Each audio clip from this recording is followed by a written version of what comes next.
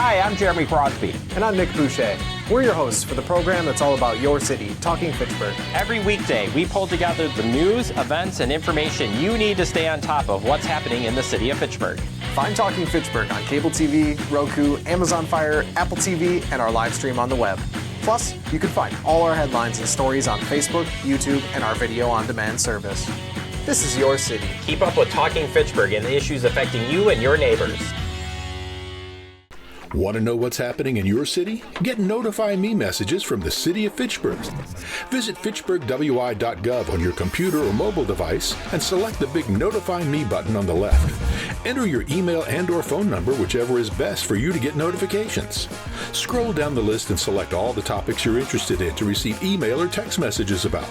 You'll be notified every time one of your topics is updated. Sign up for Notify Me, one more way to keep up with your Fitchburg government.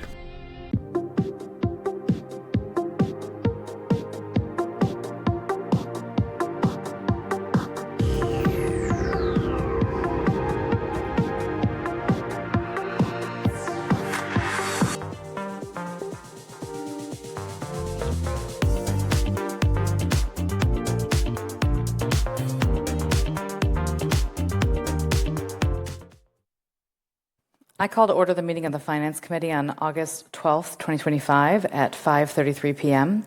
First item of business is the approval of minutes. I'll need a motion on the draft minutes of the July 22, 2025 Finance meeting. Move to approve. Motion to approve by Alder Lattice. Comments or questions? Seeing none, all in favor of approving the minutes, say aye. Aye. Aye. Motion carries unanimously. Next is public appearances for non-agenda items. We have nobody in chambers and nobody online, so we can move on to item 4, Finance Director Report. Misty? Thank you.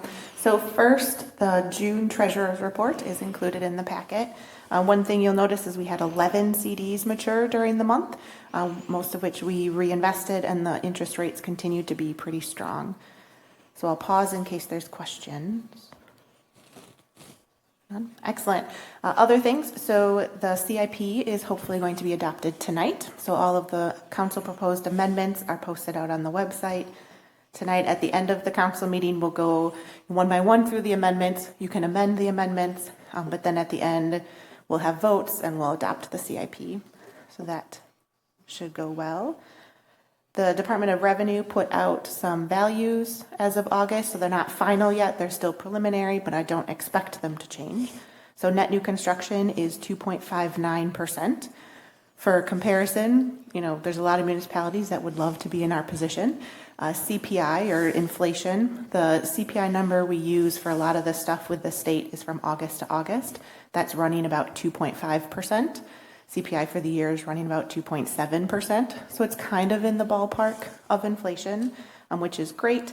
However, it of course doesn't provide us any levy capacity to actually provide services to the new property that created that net new construction. So there's still that flaw, but it's still, could be worse news. The other number that came out is our equalized values. So total equalized value TIDN went up 9%. So as you can imagine, as our equalized value goes up 9%, but our levy is only allowed to go up 2.59%, more or less, our tax rate will be dropping pretty significantly this coming year, no matter what we do with the budget based on levy limits. Another couple numbers, so health insurance rates came out. That's a 9% increase for the city side. And then the Fitch-Rona levy limit adjustment. So we'll probably do the same thing as last year. Where if they can keep their total charges to the municipalities at CPI plus 2%, the full amount of our increase can be an adjustment on the levy limit, which means we don't have to absorb that increase within the rest of the city's budget. So at this point, it's looking like we should be able to do that as well with the 2.5% inflation number. So we're still working through a lot of things. We don't even have a final compiled thing at this point, but wanted to give you some of those statistics as we're getting through. And then last thing is a little sad news. So one of our staff people have resigned. So they are moving up north with a different job, which is a great opportunity for them. But there's a posting out there. So if you know anybody that has really great attention to detail, excellent customer service skills, I know a great team that they can work on. So posting is out on the website. What's the position title? Account Clerk 1.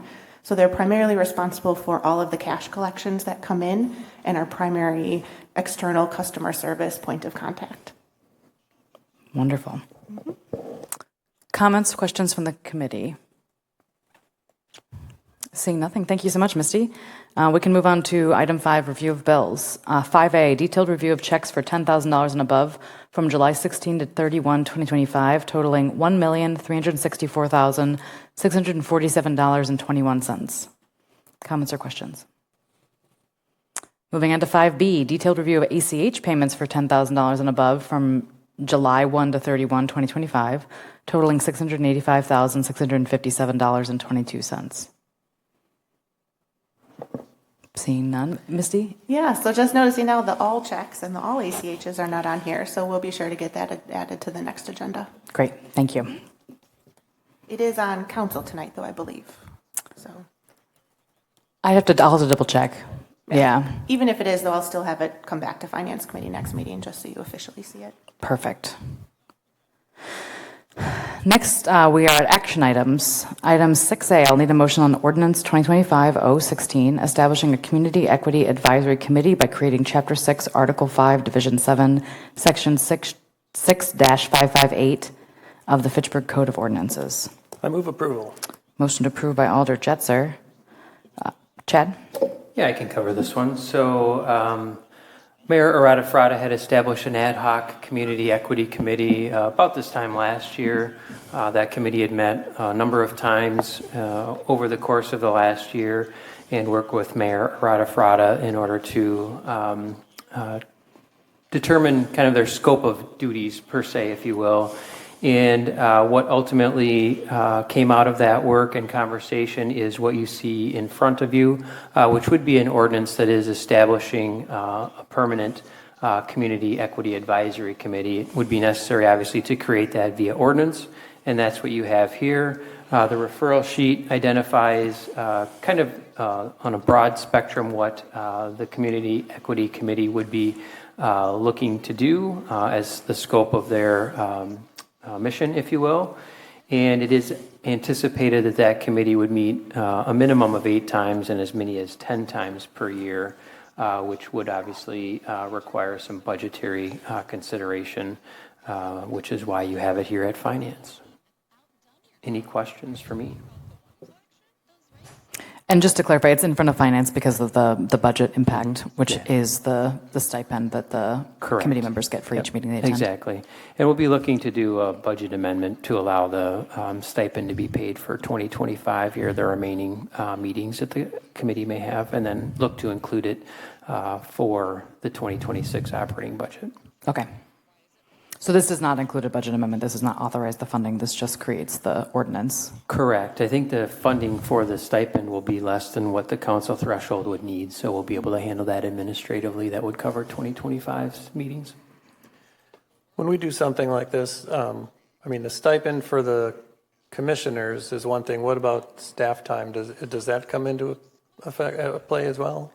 So the staff contact for this committee is our HR director, and it's included, so to speak, but obviously as part of her duties, there's not necessarily an additional cost for that. So she just would obviously have to incorporate that into her workload. Okay, and same thing with FACTv. Correct. All right. Yeah. Other questions?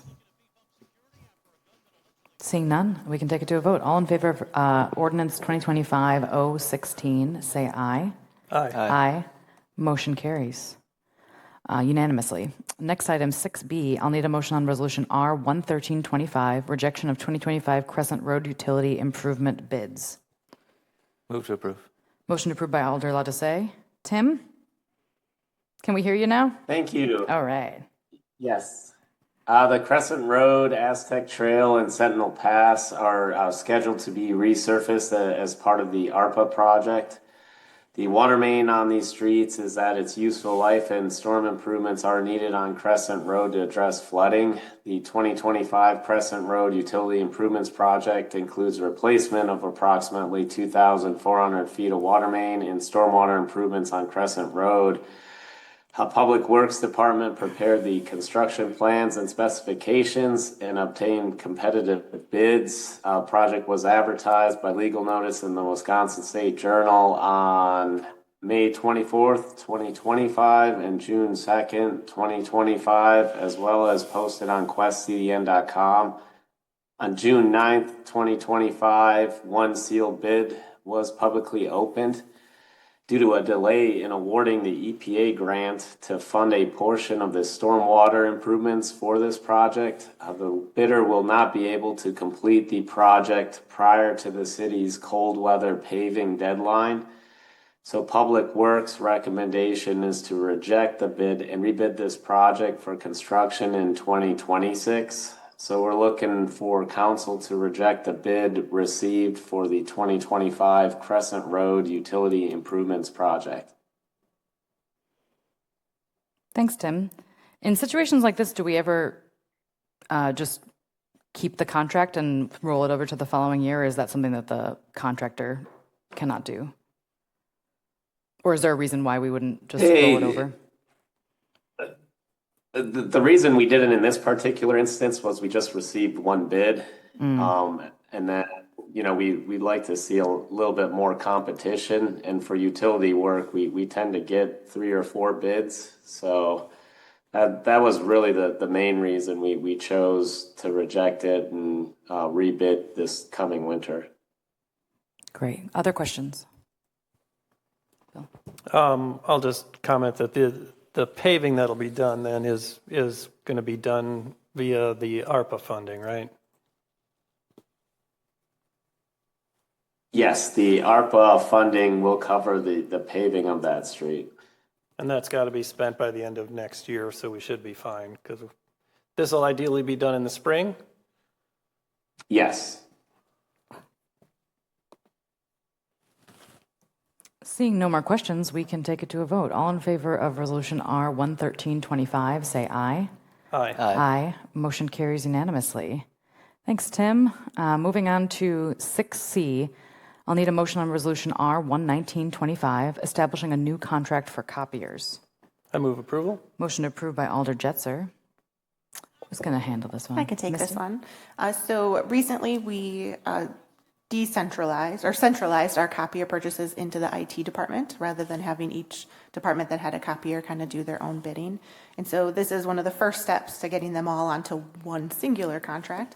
But this includes, I think it's 3 of them, went and got quotes from 2 vendors and are recommending the low quote be used.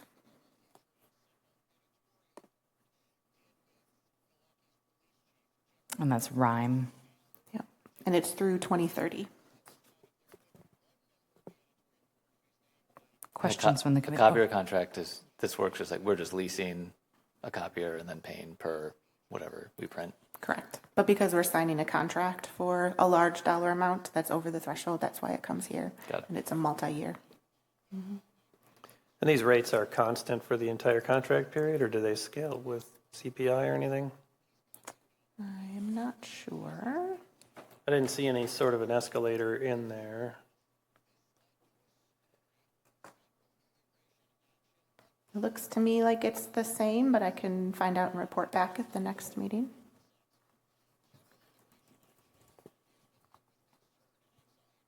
And have we done a cost analysis of buying copiers? I mean, I guess maybe is it typical to just have a contract like this, or do governments ever purchase their own copiers and handle it that way? I'm not sure. I'm not aware of the city purchasing copy machines in the time that I've been with the city. I know when I was in the police department, we leased copy machines, and we obviously would periodically check to ensure that where we were currently leasing from was competitive. I know this IT director did the same exercise here, reached out to get at least, I know there was at least 2 quotes, if not 3, for this particular project, and Rhyme was considerably less expensive than the other quote that we had received. And in their assessment, meaning IT's assessment, it appears to make sense to do a lease for a couple of reasons. One, the technology does, well, somewhat constant. It does potentially modify over time, and that gives us the flexibility that if at the end of the lease, that if technology has changed notably enough, their features have changed notably enough that we could, pivot. And this also does give us an identification of to some extent, a fixed cost. It takes away some of the questions that we would have if we were to own our own copy machines, what the cost for maintenance, breakdowns, and those sorts of things might be. So this does at least provide some protection from the unknowns. Okay. I just noticed that so there's the monthly fee to rent them, and then they do charge us per copy for black and white and color differences. Because they handle the ink and the paper replacement, I assume. Yeah, we would be responsible for that. And I know IT looked at what our historical usage has been on the machines that we currently have and are replacing, and they felt that our best cost for $1 per se is to go with a per copy charge versus going with a flat rate. We didn't seem to be meeting the threshold that would be a break-even point on a regular basis that would justify going with a flat rate versus the per cost or per page charge, if you will. Got it. Other questions in the committee? Bill? I'm curious, do you know off the top of your head what our volume is? And like over the past 2 decades, has it taken a nosedive, hopefully, as we move towards a more electronic world, and especially once we're up and running fully with DocuSign? Yeah, I would guess it's dropped. I mean, I don't know. I mean, we could probably only grab that data from the existing machines to a certain extent, so I doubt we've kept that historical information to go back much farther than what the current machines are running for volume. But I think it's probably safe to say that with electronic documents and email that things should be declining in volume. And there's also plenty of scanning of documents. If somebody is handed a piece of paper, I know that that's more my use of the copy machine these days versus printing is somebody's handed me a paper copy of something and I scan it so that it's in an electronic format. I can't say that that's everybody's use, but that's how I think they're getting used more regularly these days. Well, we've got an 1,100-page agenda packet this evening for the council meeting, so we'll be saving 8,800 pages for sure. I think that's all you need to say. Other questions? We can take it to a vote. All in favor of Resolution R11925, say aye. Aye. Aye. Motion carries unanimously. Moving on to 6D, I'll need a motion on Resolution R12125, approving agreement for professional services for Fitchburg City Hall renovation. I move approval. Motion approved by Alder Lettuce. Who's going to tackle this one? Tim? I can take this one.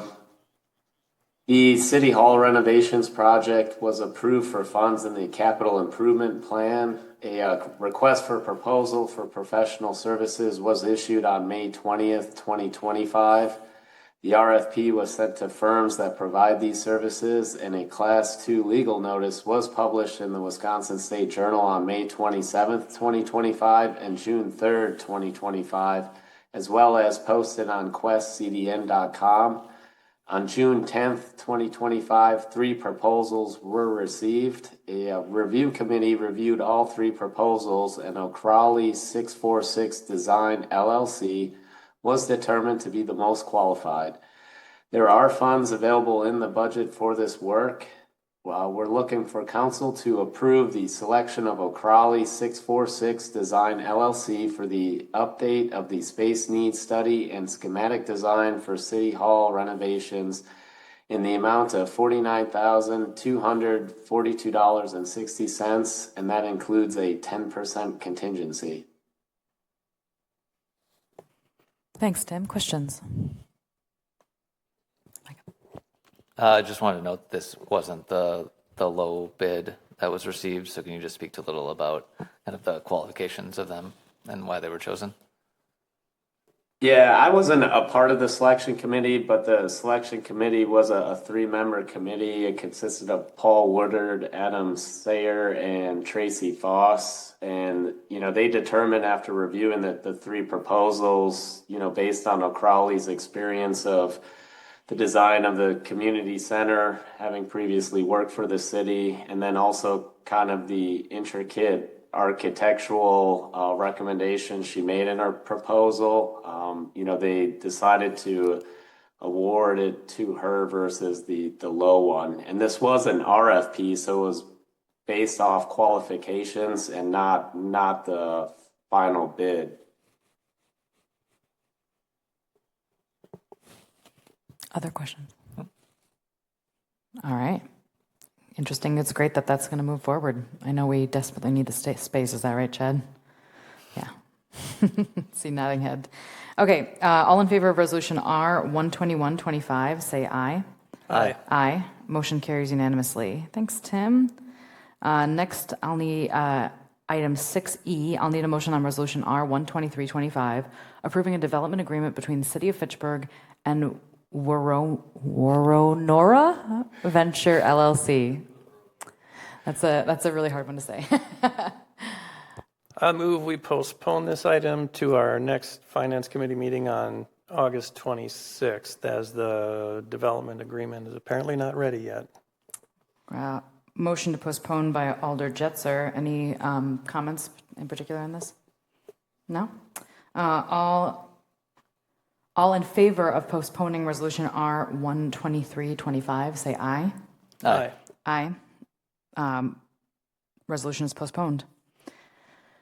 Next item, I'll need a motion on resolution R 12625, updating the intergovernmental agreement with Fitchburg EMS. I'll move approval. Motion approved by Alder Lettuce. And who is going to, Chad? Yep, I can cover this one. I know between Mayor Aratafrada and I, there have been periodic updates provided to Common Council on the progress related to updating the intergovernmental agreement between the cities of Fitchburg, the city of Verona, and the town of Verona, who all participate in the Fitch-Verona EMS district for EMS service provision in our respective municipalities. It had been brought to the city of Fitchburg's attention that our call for service volume for a number of years had exceeded the percentage of the district costs that we had been paying, and that it might be appropriate to look at updating the intergovernmental agreement with Fitch-Verona EMS district and the 3 municipalities in order to better reflect call volume and so forth. So over the course of the last year or so, the 3 municipalities have been meeting regularly to look at updating the IGA. It was actually a pretty smooth and collaborative process overall, and I think it was a very good exercise for the 3 municipalities to go through the IGA, as it hadn't been updated in at least several years. The main things that were changed as a result of the update is a change to the funding formula. Previously, or at least I should say, the current IGA is the funding formula is based upon municipalities' equalized value, which has resulted in approximately a 54% share for the city of Fitchburg under the current IGA. The new IGA, there will be 3 factors that go into the funding based upon a 3-year average for each of those factors. That would be municipality population, call for service, and equalized value. So expanding a couple of the funding factors in there to better reflect some real-world experience. As a result, that does mean that our costs will increase, which I can certainly share that information here in a couple of minutes. But in addition to the funding formula change, the city of Fitchburg also looked to change the governance structure to better reflect financial contribution to the district. Under the current IGA, there's a 9-member EMS commission with 3 members appointed by each of the 3 participating municipalities, which equated to, obviously, an equal vote from each of the municipalities. Under the new IGA, which, if approved this evening, would take effect January 1 of 2026, the number of commissioners is reduced to 7, with the city of Fitchburg having 4 commissioners, city of Verona having 2, and the town of Verona having 1. Some other information and updates, there was some language added to better provide some clarification if there was a termination or withdrawal from the district. And then we also looked at pretty much every single section of this IGA. So there are some other operational details that were updated as well. But again, it was a very collaborative process throughout the entire conversation. All of the municipalities, provided really good feedback, and it was pretty smooth overall. Even after the attorneys got involved, it was pretty smooth. Questions? Yeah, I saw some language in there, and it may be in the existing IGA as well, but it says that the chair oversees the business and affairs of the district. That sounds like a lot of duties for a chair. Do you have any comments on that? And there is some oversight by the municipalities, obviously. Yeah, there is. All three of the municipalities, to a large extent, have some control through the budget process, right? I mean, the city of Fitchburg, for instance, could elect not to, pass a budget that's presented to them. Ideally, there's conversation well in advance of that action taking place so that it wouldn't come to that level. But ultimately, much like many commissions and committees, they do look to Chief Anderson for information on operations and recommendations on how to proceed with things, and will question where needed and appropriate, and make their determination after receiving that information. A district, to some extent, has a little bit more autonomy than, say, a city committee or commission. But in this particular case, how it has been operating from an operational standpoint has generally worked out. Micah? And do you have an estimate of what our cost is going to increase to? I do, yeah. And I will preface the cost estimates with Alder Jetzer and Alder Gerhardt will be familiar with this, and this might be new for you, Alder Lattice, but what we'll look to do again this year, as we've done with the last, I think, 3 years, is that levy limit adjustment strategy where we will look at CPI and add the 2% to that, which is looking to be, roughly 4.5 to 4.75% that we could take a levy limit adjustment for. It requires all three participating municipalities to pass a resolution that would allow a municipality to voluntarily take this levy limit adjustment if they so choose. It's not mandatory. And the last 3 years, if I recall correctly, Misty, is, sorry about that. Apparently I'm getting an incoming call. The last 3 years, all three municipalities have passed that resolution. So when I talk about the numbers here, I'm going to use that as an assumption as to where we will be. So for the 2025 budget, we pay $1,219,145. And if we were to look at the estimated 2026 budget, what we're looking at, if we use the levy limit adjustment strategy, our cost would be $1,448,049, which would be an increase of about $230,000 overall. We do have a levy limit strategy that the state allows us to use for districts that will be favorable for us because of the increased costs. But obviously, as I mentioned earlier, this was the right thing to do, even though it's more of a cost to the city of Fitchburg.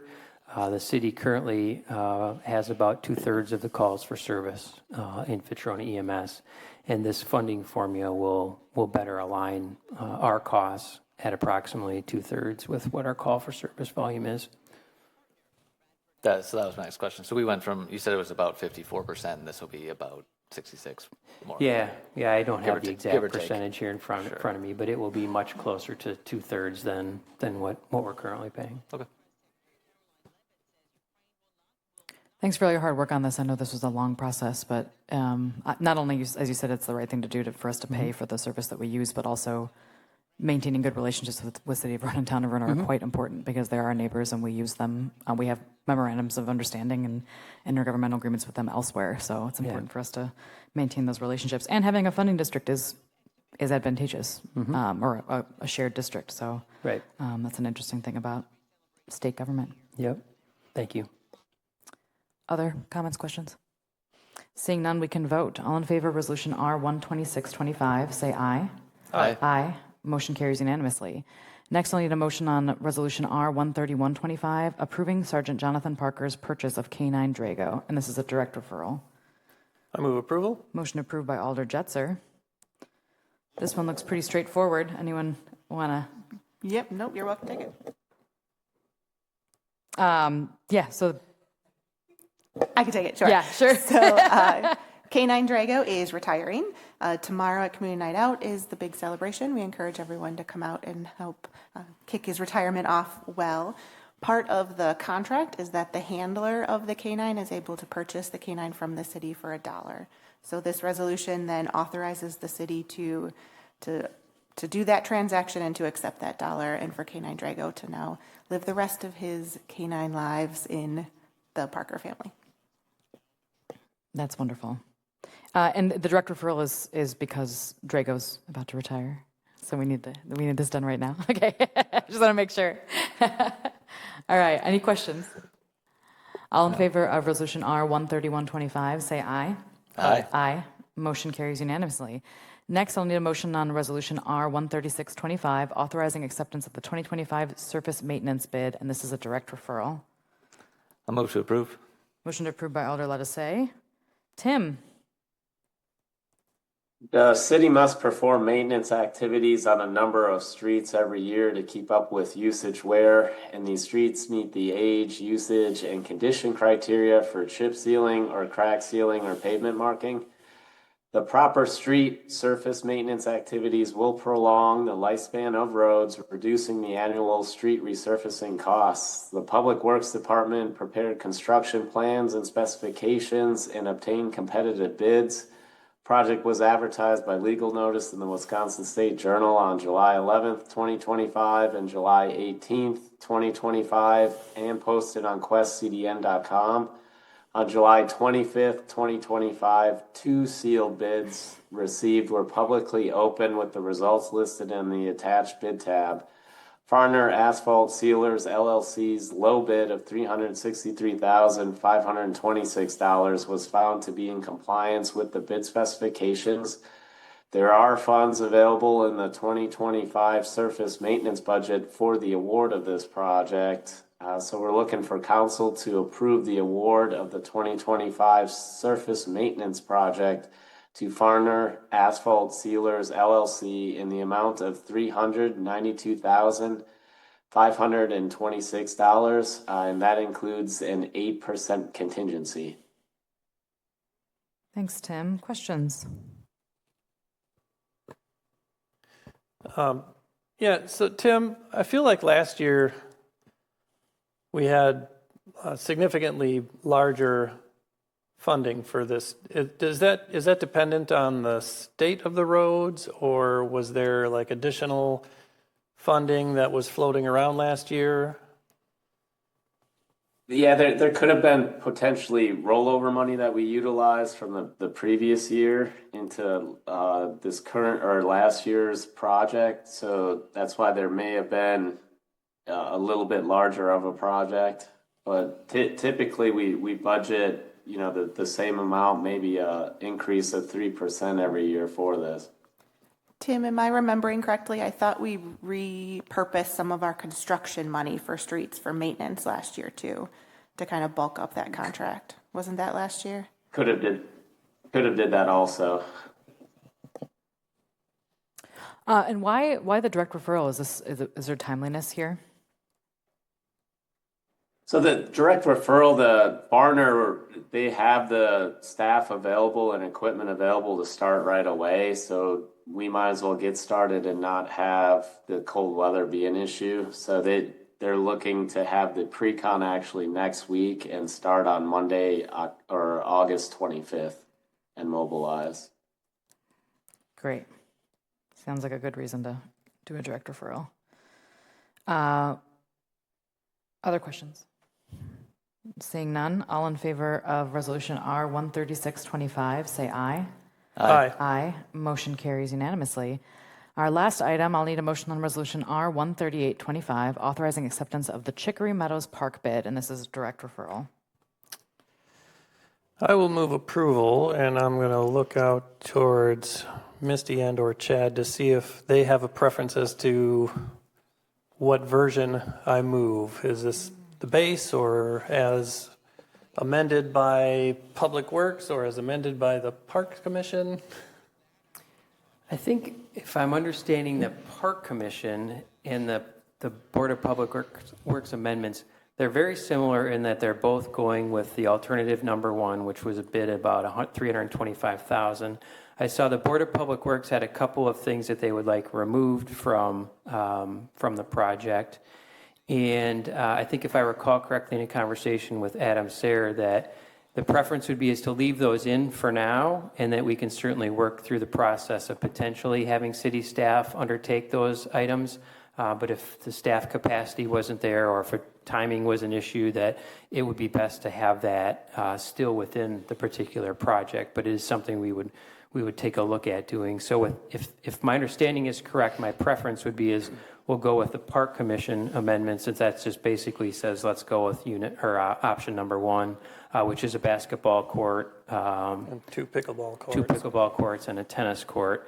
And then because that bid was over what is budgeted, there would be an additional dollar amount that needs to be added, which Misty and I were calculating to be approximately $60,000. So total budget amendment would be $130,000 that we would be voting on as it relates to this particular project. And then that would also include in that dollar amount a 10% contingency. I will move approval of Resolution R 13825 as amended by the Park Commission, which is to say alternate one basketball court, one tennis court, and two pickleball courts. Motion to approve as amended by Alder Jetzer. And who wants to, I know we talked about it a little bit already, but who wants to introduce this? I can introduce it. Okay, go ahead, Tim. Sure, the basketball court and tennis court at Chicory Meadows Park has reached the useful life and are in need of replacement. So Public Works Department prepared construction plans and specs and obtained one bid. The project was advertised by legal notice in the Wisconsin State Journal on July 1st, 2025 and July 8th, 2025, as well as posted on questcdn.com.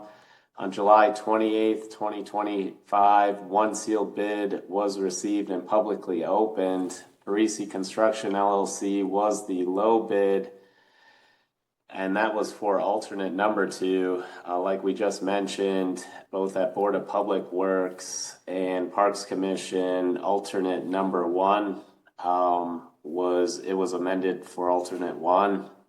And there is sufficient funding in the TID Closure Access Increment Fund to further support this one-time project. So we're looking for council to approve the award of the Chicory Meadows Park project to Parisi Construction. And then based on the amendments at Board of Public Works and Parks Commission to go with the base bid. And then the budget amendment would be increased by $60,000 for a total of $130,000 coming from the TID Closure Fund.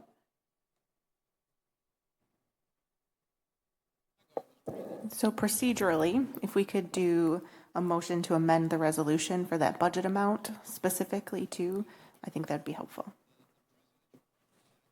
And can someone lay out what the number that should be changed in the resolution is? Yep. So right now, the first be it further resolved and the second be it further resolved clauses are the budget amendment. They both list $70,000, and that's moving an additional $70,000 out of the TID Closure Excess Increment Fund to the Capital Projects Fund to bolster the project. if you want to move forward with alternate one, that $70,000 number in both of those clauses would need to change to $130,000.